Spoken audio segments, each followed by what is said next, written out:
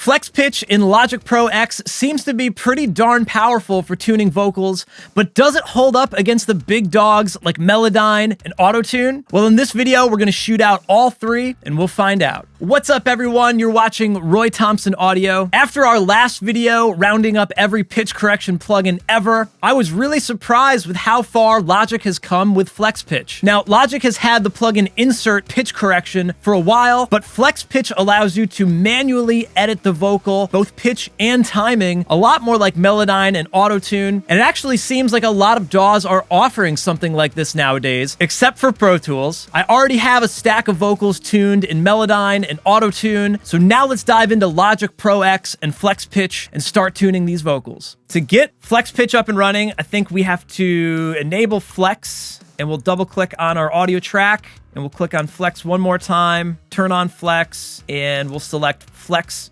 Pitch. So it analyzes the vocal right away and gives you a readout for the pitch. It's almost instant, which is pretty cool. So each of these note blobs seems to have 6 little points that we can manipulate. We have pitch drift, gain, of course, vibrato. So that's like your retune speed, I assume. Fine tune. Okay, so that's just up and down. And then pitch drift out, and then format shift. Okay, so I'm sure there's shortcuts for some of these, so I just don't know them yet. If I'm gonna make this similar to Melodyne, I'm gonna want the scissor tool as my secondary tool, so I can hold command, nice, and then chop these up. Cool. So let's take a listen to our vocals without any of the flex tune on before we get going. On the down low, keep it on the down low. So not too bad. Obviously some infrequencies that we'll see how Flex Pitch can handle it. I'm gonna try to make 2 versions, one that's very tight, but trying not to be too obvious, and then one that's just hyper realistic and overtuned. So I don't really like that you can only tailor the beginning and the end of the note. You can't really skew the tilt up or down for the entire note. It's like the ending or the beginning, and the middle doesn't get messed up, which I can see how that's an advantage. That's not really how Melodyne's pitch drift tool functions, so that's just something that's different. Generally, I like to slice up any kind of slippy slidey stuff so I can leave it natural, and then I don't have to worry about, like, did I change that one note? I'm only trying to change the funky parts. Oh no, I hit Q again. I'm using shortcuts that I have in Melodyne to switch tools, so I gotta not do that. Yeah, I don't understand this. Sometimes you split a note in half and then it jumps to a weird spot. It doesn't make any sense to me. See, now I'm editing the pitch drift, and the note's too small maybe if I undo. Yeah, interesting. Yeah, what is this? This makes no sense. Oh my lord. Hit some shortcut for zoom in. Hey, this is how you get good, right? You fail a bunch of times on camera. Man, I suck at this.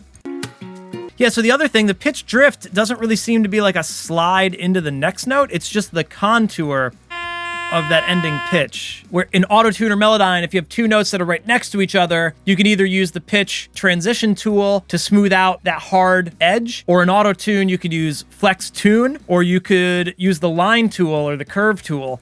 And I don't really see something exactly like that. I could be wrong. Hey, if you know how to get rid of the slices on these Flex Pitch notes, let me know.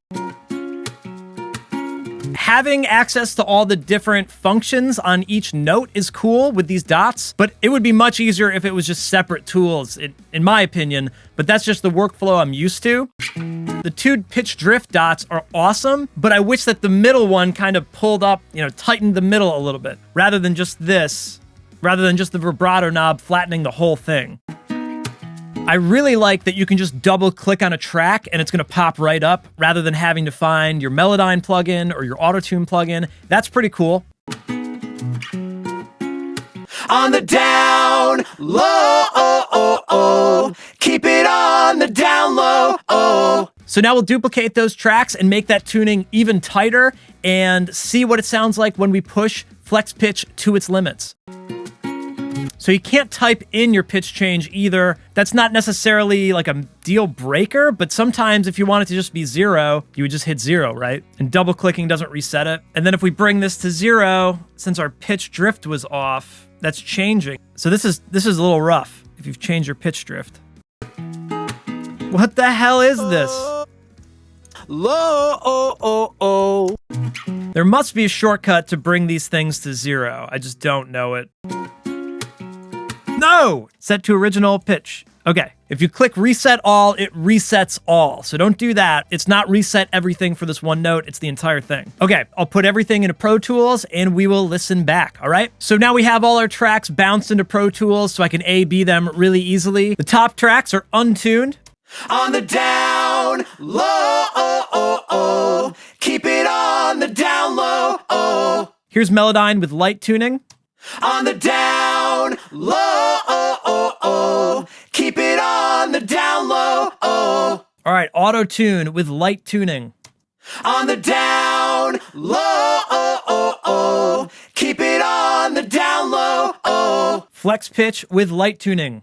On the down low, keep it on the down low. And then here's Melodyne with hard tuning. On the down low, keep it on the down low. Auto tune with hard tuning. On the down low, keep it on the down low. And flex tune with hard tuning. On the down low, keep it on the down low. I will say it was really hard to get flex tune to be hard tuned. I don't know if that's a good thing or a bad thing. It's definitely pretty natural. It sounds good, but I couldn't get it to do the like auto tune effect, you know? And it doesn't really sound as tasty as the auto tune hard tuning or even the Melodyne hard tuning. On the down low, on the down low. Yeah, it just doesn't compare to auto-tune. Maybe if you added the pitch correction insert, you'd be able to get some more of that hard tuning and that really flatlined pitch. But that was set to 0 vibrato in flex pitch. So maybe the pitch is zeroed out, but it doesn't have a lot of character to it. It doesn't have nearly as much character as auto-tune, obviously. All right, and then let's finally just compare it to the natural vocal. On the down low, on the down low.